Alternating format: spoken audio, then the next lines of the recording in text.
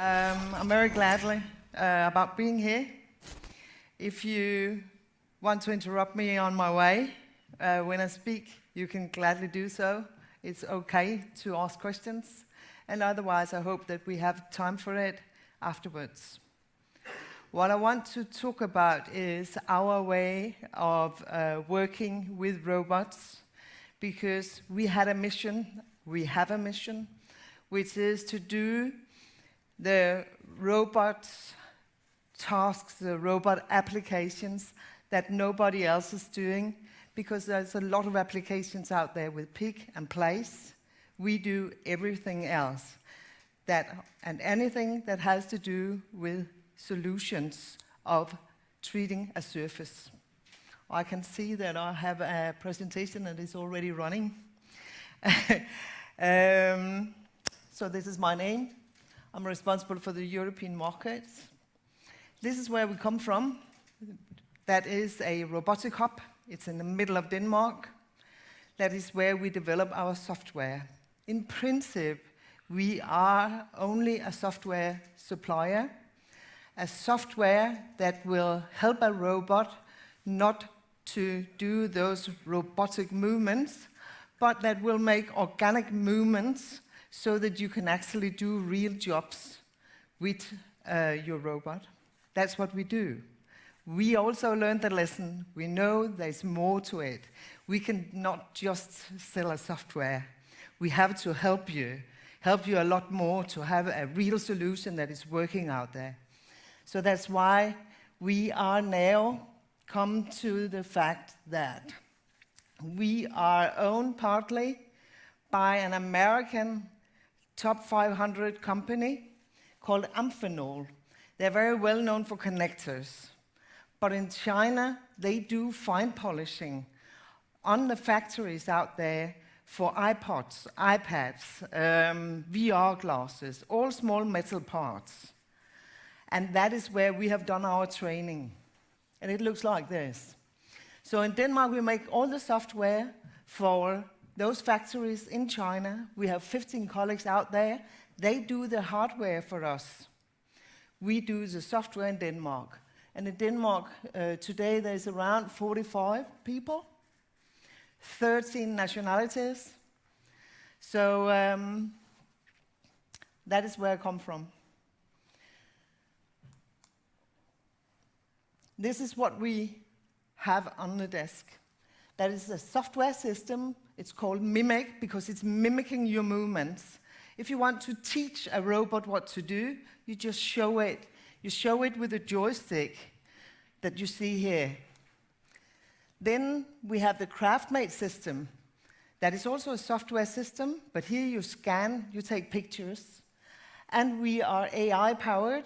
That means that we have artificial intelligence to sort out those components that you have just made in your factory. We can then identify, teach the robots to recognize products that should be fine polished, sanded, grinded, whatever.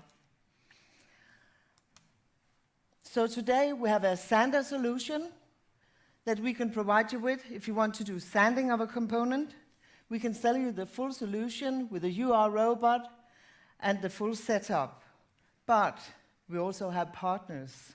And here in Czech Republic, it's Schmachtl, which you will also see in the halls next door. Then we have a deburring system. Deburring is so detailed that it's very, very hard to set up. So if you cannot make it, then it comes with a Mimic system.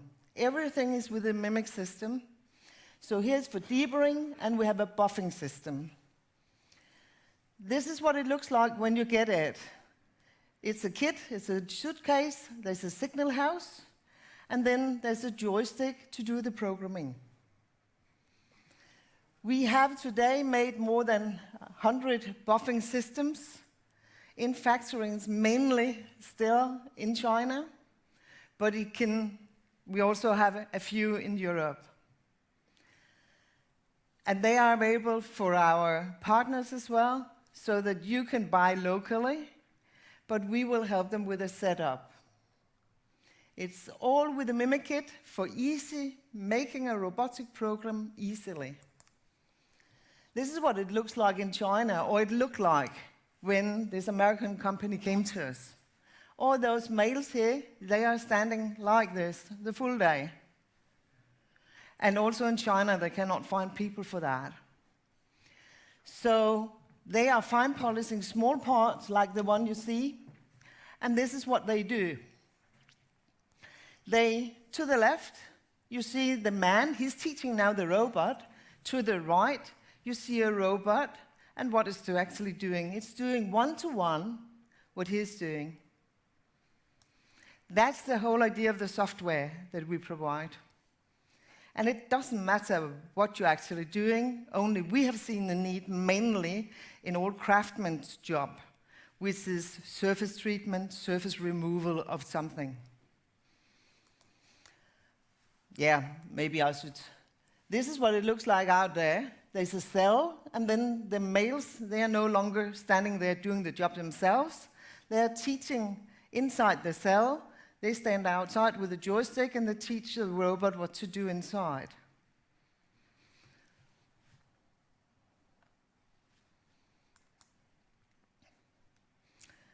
It goes one-to-one with the movements. In the software, of course, you can give in that if you move your hand like this, the robot should do like that. So you can put it 1 to 10. That makes sense if it's a painting application. I want to paint the wall. I just show it like this. I want trajectories going like that. But the robot will do the full wall because I've given in the measurements among my movements, but it's still going real time. Those are the applications that we work with. Deburring, dispensing is very accurate. I will come back to that. That is where details matter. That is like 0.1 millimeter often. Spray painting, sandblasting is a lot easier to do. So the principle is you do your recording, that is making your movements. You do the tuning. Let's say that I did like this, and it's copied, it's mimicked into the robot. But then by the end, I was actually painting, but I was keeping the hand up here. Then what is going on is that I can align it afterwards so that I can align the speed, or I can make it slower when I will under paint, or I can make it faster. So that's what you do by tuning, and you have to do that 9 out of 10 times, because we are human beings and movements are not already aligned. Start processing, let your robot do the hard work. That's it. Then you're finished, you're ready to make the robot do the job. We can do teaching with this joystick. That's the one you will often see, because if you are having a robot outside a security cell, then you want your robot in there to do, then you can set up a teach station out here, and you teach the robot in there for security reasons when it's an industrial robot. So normally when you see our system and we tell about it, you see the joystick. The fact is that by universal robots, for example, of which we have a lot out here, that's cobots. They are not unsecure to work with, and for the same reason, you can be very close to them, and that's what you do with the force torque, with the FT tracker up there. Additionally to that, that is for sanding. You can get this sanding dual hand, like a joystick, and you move your sander with it, and it controls your force as well. So when you know exactly how much force you will put, it's adapted into the software and into the robot. So it's a joystick. You can also make a paint gun. You will see it out here as well. Schmachtl shows it to you. The only important thing is what I call the tracker. That is this triangular thing at the top of it. You just move that into a 3D printed paint gun. Because if you're a painter, you know exactly the feeling of what you do with your paint gun. So make a dummy like it, so that when you do your programming, you do it the way you feel comfortable with doing it. Or you can put it on a sander. It's not a sander, but you print in the diameter of your normal sander. You can do your printing. Here you can see that Jimmy, he'd put on his tool. He's only showing, he's doing nothing. But next to it, the robot goes one-to-one and is actually working, doing his movements. Who buys this? That is people that cannot find the skills. They cannot find people to do the job these days. That's often the motivation that we hear. This is 3D printed sanders. Put on your tracking system, on your joystick, and then use it to show. This could be a setup. You have the dual handle with which you can tell your sander where to go. You have an active compensation unit. That's some of the supporting hardware components that we have. We have a spindle mount to control your spindles spinning, but we have this one for force control. You can put in a force of up to 150 Newton on it. Here, to the left again, doing programming, is only doing the movements. The robot is actually sanding.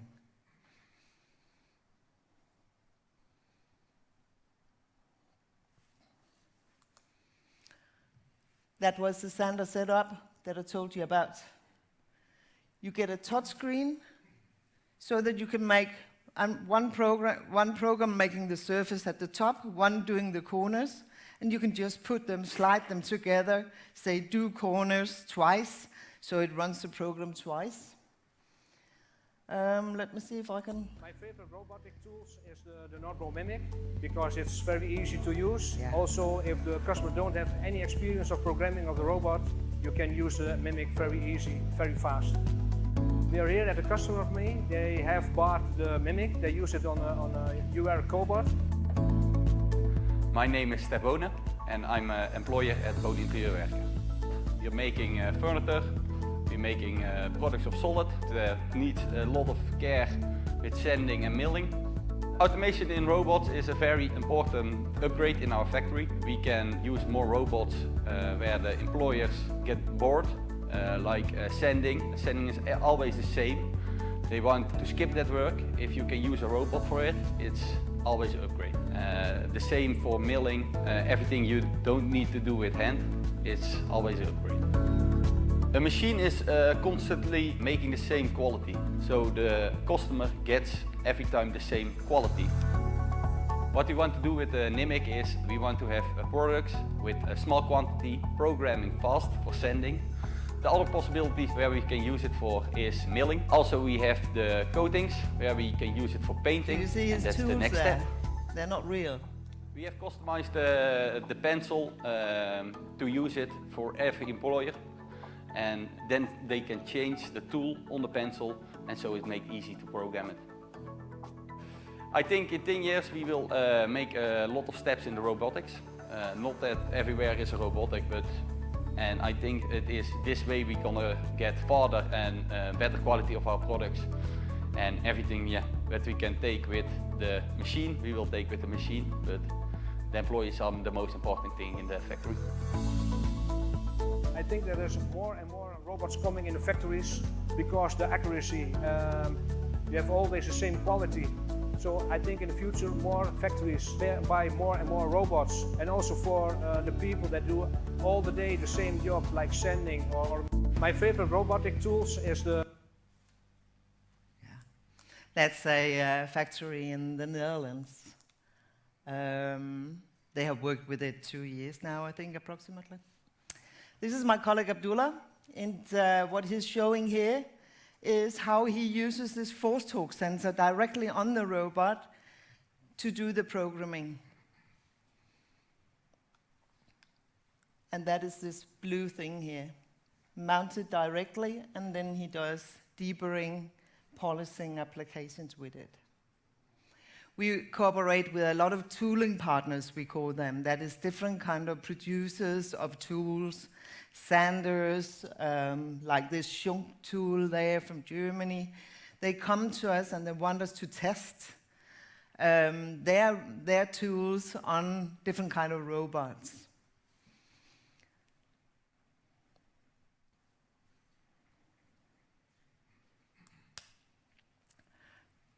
We have customers coming in either from the manual process, then we have to reach out to our partners. Then, if it's from Czech Republic, I would always call Schmachtl and I would say, there's one here, you have to support them with a robot, but they actually ask for our software because they don't find the people these days to do the jobs. That's very typical.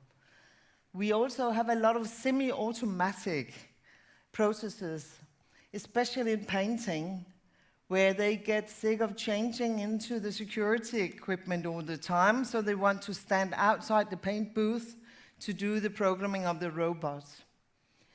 Here, they use either they put the tracker on the real thing, or they put the tracker on a dummy. And it looks like this. Here, it's a real thing the lady is doing. Here, she's using a dummy for doing exactly the same programming. It's up to you what you want to do and the whole setup. Here's with the Fanuc robot, it's just to show that that can be done as well. And Rasa, she has decided to put on the tracker on the actual paint system, coding system. And it goes very fast. Sorry about that. So this is real life. That is by Axel Nobel, doing painting solutions in Sweden. And the lady, she goes with the Mimic. This is the Mimic interface. So she just gives in her values, her tools, and then she will do the programming by showing.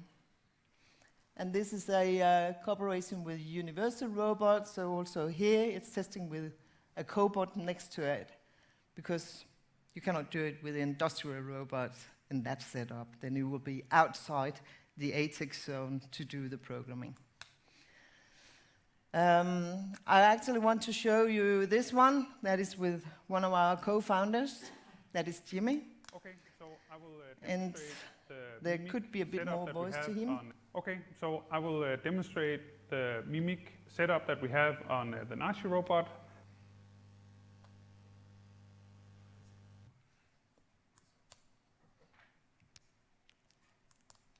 Yeah.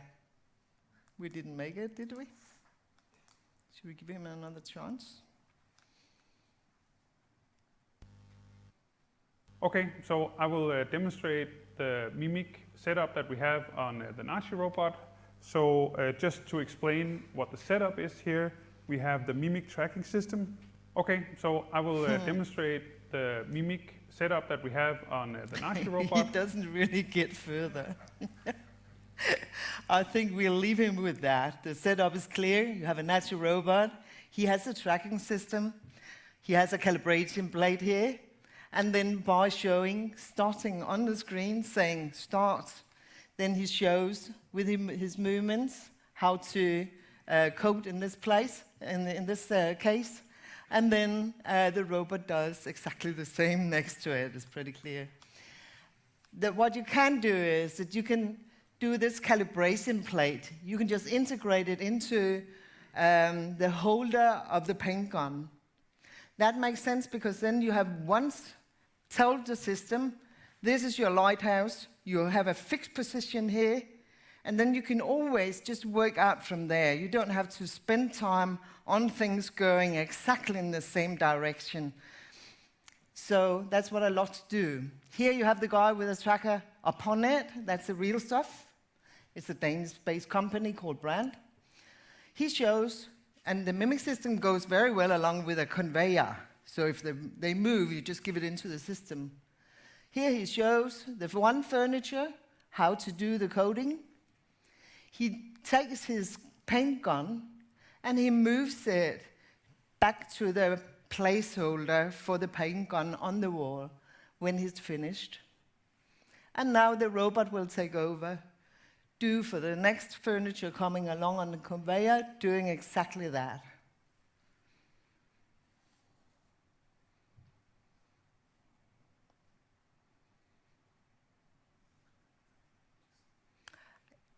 The implementation of this took around a week. They didn't have a robot by the time, so it was including the robot with the Mimic system.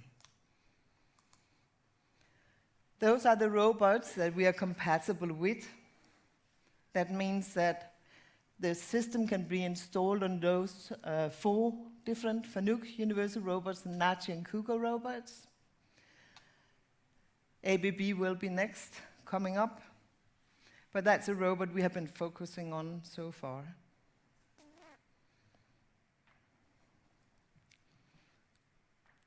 And that was actually what I was having on my agenda.